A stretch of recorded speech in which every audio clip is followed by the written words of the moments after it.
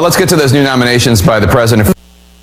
Secretary of State and CIA Director, you've said you're willing to do everything you can to block the nominations of Mike Pompeo for State and Gina Haspel for CIA. What are your objections to the two, and what does it mean when you say you're going to do everything you can do to block them? Well, you know, the president, one of the things I liked about President Trump, and still do like, is that he continues to say the Iraq war was a mistake. But when you say it's a mistake, basically what you're saying is that regime change in the Middle East leads often to unintended consequences. Well, he keeps appointing people around him who love the Iraq war so much that they're ready for a war with Iran next. And so I don't think you really want people who are eager for war to be running the State Department. You want a diplomat. I frankly think that Pompeo's positions are too much of an advocate for regime change really everywhere. North Korea, Iran, Russia, you name it.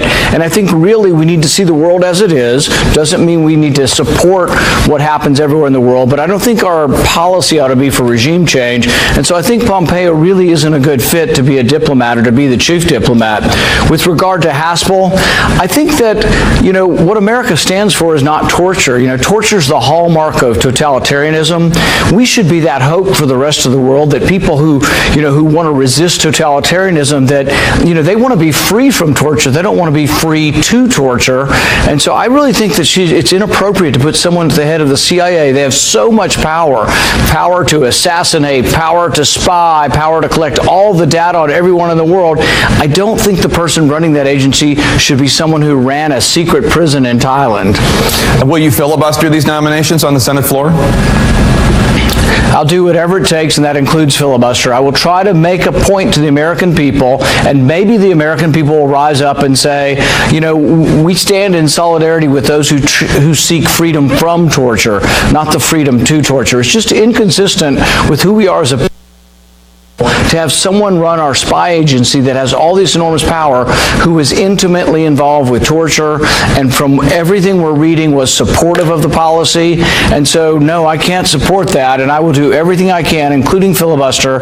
You know, filibuster doesn't stop anyone. The only way I would stop anyone is if we convinced, you know, enough senators, and it would take actually a majority, I think, in this case, to actually stop their appointment.